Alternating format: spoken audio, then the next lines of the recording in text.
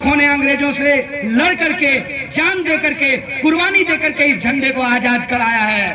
हम तय करेंगे कि कौन राज करेगा। उत्साह हमें बोल गया पूरे देश में एनआरसी करेंगे, उल्टा पड़ गया। कहते हैं ना, चुभा गया आटा खाने लोले में नोक्सी फंस गया। अब हुआ यह कि ज्यादा गैर मुसलमानों का नाम आ गया तो सब भेजे नेता सब, है महाराज जमानत जब्त कराइएगा। हिंदुए का नाम काट करके हटा दिए हैं, हिंदू मुसलमान होगा कैसे? कैसे घर घर घूम करके बताएंगे कि हिंदू खतरे में है? ये तो बड़ा मजेदार है। राज्य में भी बीजेपी, देश में भी बीजेपी, तब भी हिंदुए खतरे में है। मैं इनको बता दूं, जो आकर के कहता है हमको कि हिंदू खतरे में है, तो हम कहते हैं रे सुग्गा चिल्का, तुम्हारे जन्मने से पहले भी हिंदू था और तुम मर जाओगे तब भी हिंदू रहेगा। तुम धर्म की चिंता मत करो, तुम अपने भविष्य की चिंता कर लो। पॉइंट ये है कि इनको ये लगा कि अब तो राजनीति उलट हो जाएगी, तब ये नया एक सगुफा छोड़े कि हम सीएए लेकर के आ रहे हैं।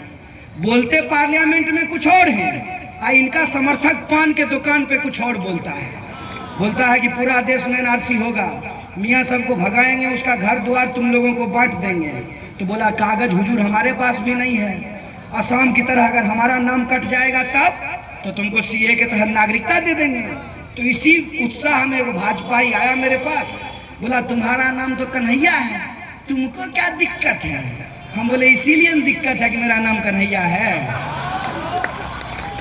इसीलिए दिक्कत है कि कागज की छोटी छोटी गलतियों के चलते जब आपका नाम एनआरसी से बाहर हो जाएगा तो आपको जो ये समझाया जा रहा है कि आप सीए के तहत नागरिकता ले लीजिएगा, तो सीएए के तहत नागरिकता लेने के लिए पहले नागरिकता छीनी जाएगी, पहले नागरिकता छोड़नी पड़ेगी। और जब नागरिकता छोड़ेंगे तो सिर्फ नागरिकता नहीं छोड़ेंगे।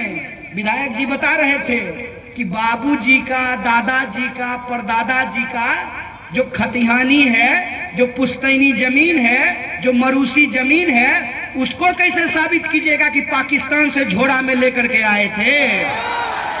उसको कैसे साबित कीजिएगा कि अफगानिस्तान से टोकरी में लेकर के आए थे? उसको कैसे साबित कीजिएगा कि बांग्लादेश से लेकर के आए थे? जब सीए में कागज की गड़बड़ी के चलते नाम बाहर होगा तो सीए के तहत नागरिकता मिलेगी, लेकिन जो आपकी पुश्तैनी जमीन है उससे आप अपने आप हाथ गवा दीजिएगा। इसी को कहते हैं ना, कबीरदास के उल्टे बनी अंगना सुखल घर में पानी।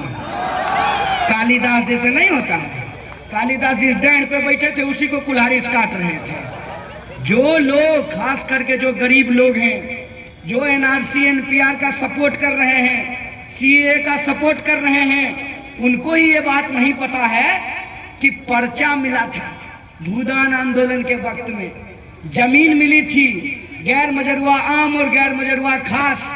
वो जो जमीन भूमिहीनों में बांटी गई है उसको कैसे साबित कीजिएगा कि 47 से पहले हमारे पास था? ये कहां से साबित कीजिएगा? और कागज की गड़बड़ी ऐसी है कि अच्छे अच्छे लोगों का कागज में गड़बड़ी होता है। हम पीएचडी किए हुए हैं, मेरे कागज में गड़बड़ी है। मेरे पिताजी का नाम है जयशंकर, अंग्रेजी में JAI भी जय होता है और JAY भी जय होता है। मेरे कागज में JAI है और छोटका भाई के कागज में JAY है। बाप तो एक गुण है जी, आई और वाई के चक्कर में बाप अलग अलग थोड़ी है। ऐसी गड़बड़ी आपको किसी के भी कागज में मिल जाएगा। क्या सिपाही जी, सबके कागज में होता है ना ऐसा गड़बड़ी है? बिहार में सब कोई अपना एज 2-2 साल घटा करके लिखता है। क्या साहब, 87 जन्मता है और 89 लिखता है, 85 जन्मता है 87 लिखता है। होता है कि नहीं होता है? जन्मेगा मार्च में और कागज पे लिखा रहेगा जनवरी। अब वोटर आईडी तो और लाजवाब है, नाम आपका रहेगा, फोटो आपके बाबूजी का रहेगा। ऐसा होता है कि नहीं होता है? तो ये जो कागज की छोटी छोटी गलतियां हैं, उन छोटी छोटी गलतियों के चलते आप लोगों को कहेंगे कि आप अपनी नागरिकता साबित कीजिए। इसका क्या मतलब है? अरे कहावत सुनते हैं कि सत्तू के साथ घून पिसाता है। ऐसी सरकार आई है कि घून के साथ सत्तू पीस रहा है। मां के लिए नहीं, अपने ही देश के नागरिकों का नागरिक होने का इम्तिहान देने के लिए लाया गया है। और सरकार की गलती की वजह से वोटर आईडी आप अपने घर में बनाते हैं, आवासीय प्रमाण पत्र आप अपने घर में बनाते हैं, जाति प्रमाण पत्र अपने घर में बनाते हैं। सरकार की गलती की वजह से सरकार कोनो कागज बनवा लीजिए साहब, एक बात याद रखिएगा, जो सरकार आपको कागज देती है ना, वो सरकार अगर आपकी नागरिकता छीनने के लिए सोच लेगी तो दुनिया का कोई कागज बना लीजिए और बचने वाले नहीं है। एक उदाहरण हम आपको बता देते हैं। एक बार मोटरसाइकिल से हम जा रहे थे, दरोगा जी हमको पकड़ लिए, हम रुके, बोले कागज दिखाओ। दिखाए हम कागज, आरसी दिखाए कागज का, बोले लाइसेंस कहाँ है? देखिए रहे हैं, अभी मेरे तरफ देखे भी नहीं है, एक आंख आरसी पे है और दूसरा आंख उठा के कहते हैं लाइसेंस। लाइसेंस लेके दिए, तुरंत लाइसेंस देखे, अच्छा ये बताओ इंश्योरेंस कहाँ है? लाइसेंस देखते देखते फिर दिखाए इंश्योरेंस, तीनों कागज हाथ में लेके कहते हैं बाबू सब तो ठीक है, पोल्यूशन नहीं है। नियम इस देश का ऐसा है, हम आपको बता देते हैं। पुलिस के खिलाफ आप लोग बेकार गुस्सा करते हैं, बेकार गुस्सा करते हैं। पुलिस अगर 100% कानून मानने लगेगी ना, यहाँ जितना लोग बैठे हुए हैं हम सब लोग कानून तोड़ते हैं। मोटरसाइकिल चलाने का कानून जानते हैं क्या है? शर्ट आपका बाहर नहीं होना चाहिए। क्या करोगे? ठीक बोल रहे हैं कि नहीं? शर्ट बाहर नहीं होना चाहिए, पैर में जूता होना चाहिए, हाथ में दस्ताना होना चाहिए, माथा पे हेलमेट होना चाहिए। कौन ऐसे मोटरसाइकिल चलाता है? चांद पे थोड़ी जा रहे हैं, कौन ऐसे मोटरसाइकिल चलाता है? नियम कानून चेहरा नहीं देखता है, नियम कानून सबूत देखता है। और सबूत की अगर आप बात कीजिएगा तो इस देश के जितने कम पढ़े लिखे लोग हैं, गरीब गुरबा लोग हैं, मेहनत मजदूरी करने के लिए दूसरे जगह जाते हैं, खेत में खलिहान में काम करते हैं, बाढ़ की वजह से पैदा कहीं और हुए, नौकरी कहीं और मिली, रिटायर होकर के कहीं और चले गए, उन तमाम लोगों को कागज बनाने की परेशानी उठानी पड़ेगी। इसीलिए हम कहते हैं कि ये बिना मतलब का काम है।